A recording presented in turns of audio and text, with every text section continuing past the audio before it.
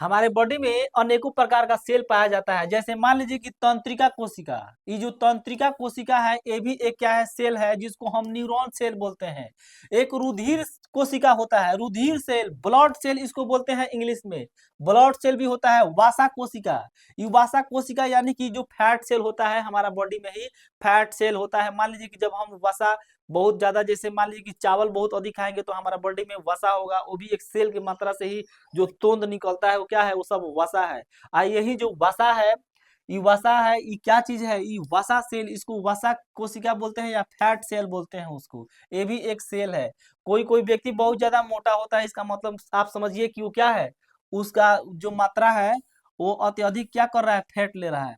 इसमें अगला जो है अस्थि कोशिका है। अस्थि कोशिका का मतलब होता है बोन सेल, जो जिसका कभी कभी आप लोग देखते हैं कि ऐसा ऐसा भी व्यक्ति होता है जिसका हड्डी बहुत मजबूत होता है, तो क्या है उसमें जो है अस्थि कोशिका उसका मजबूत होता है, यानी कि बोन सेल उसमें अधिक मात्रा में पाया जाता है, उसका हड्डी बहुत ही मजबूत होता है। एक होता है चिकनी पेशी कोशिका। चिकनी पेशी कोशिका ये क्या है, मस्कुलर सेल, इसको मस्कुलर क्या बोलते हैं, मस्कुलर ने लिखा है, मस्कुलर लिखा है, मस्कुलर नहीं, मस्कुलर, मस्कुलर सेल, ठीक है।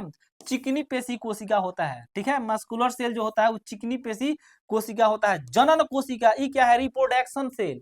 रिप्रोडक्शन सेल, मान लीजिए कि जब किसी स्त्री का जब क्या होता है, जब जब बच्चा होता है तो उसमें क्या होता है, रिप्रोडक्शन सेल बहुत ही कार्यरत रहता है। रिप्रोडक्शन सेल भी उसमें भारी मात्रा में होता है।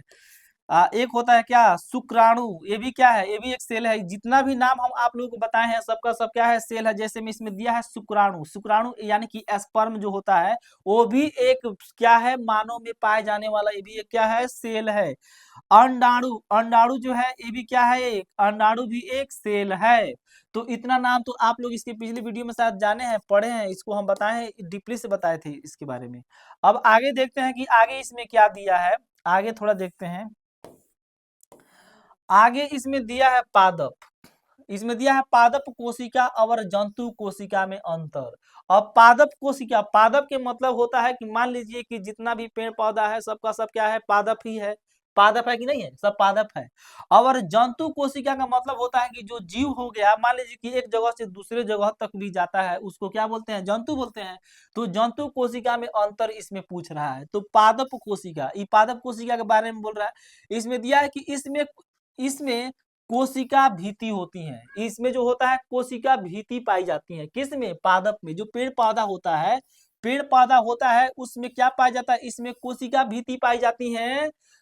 और जितना जीव है, जैसे मान लीजिए कि जैसे एक जगह से दूसरे जगह तक जो गति करता है, वैसे वैसा जीव उसमें जो होती है कोशिका भीति नहीं पाई जाती हैं।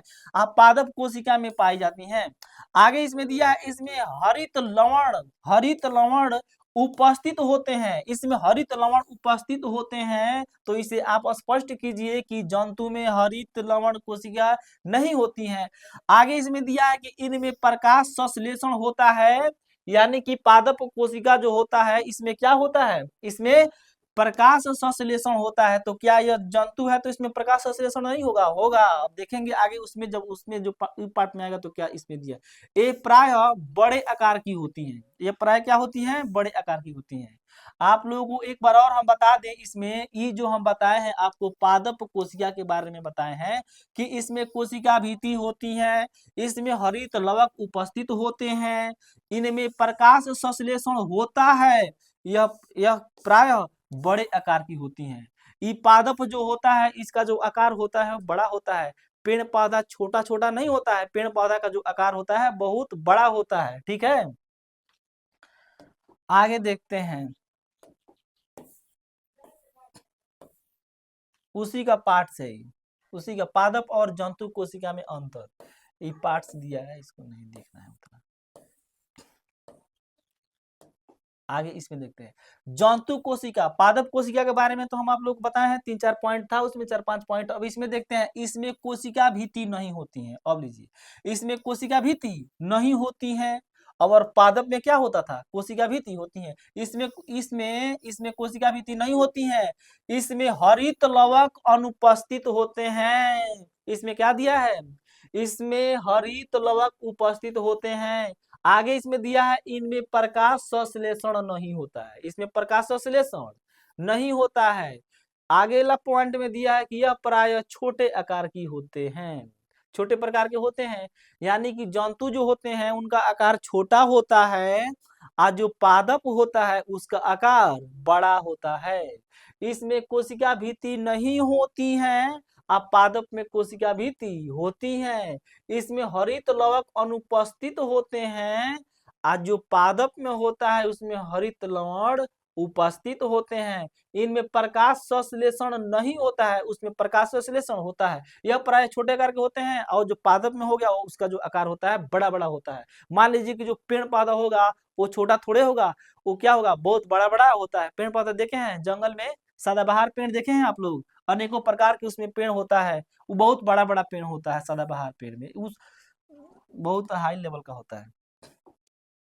आगे दिया है कोशिका भाग, कोशिका के भाग। अब कोशिका के भाग इसमें क्या है देखिए, कोशिका भाग, अब कोशिका का भी एक भाग होता है, कोशिका का भी भाग होता है। इसमें दिया है प्लाज्मा झिल्ली। अब प्लाज्मा झिल्ली समझिए, प्लाज्मा झिल्ली क्या है, दिया है कि यह कोशिका की सबसे बाहरी परत है जो कोशिका के घटकों को बाहरी पर्यावरण से अलग रखती है। देखिए ये प्लाज्मा झिल्ली क्या है, यह कोशिका की सबसे बाहरी परत है जो कोशिका के क्या घटकों को बाहर पर्यावरण से अलग रखती है। मान लीजिए कि यह कोशिका है, ठीक है, ये कोशिका है तो एक मेम्ब्रेन होता है, एक झोला होता है। मेम्ब्रेन का मतलब क्या होता है, झोला, इसको मेम्ब्रेन बोलते हैं। इसके अंदर बहुत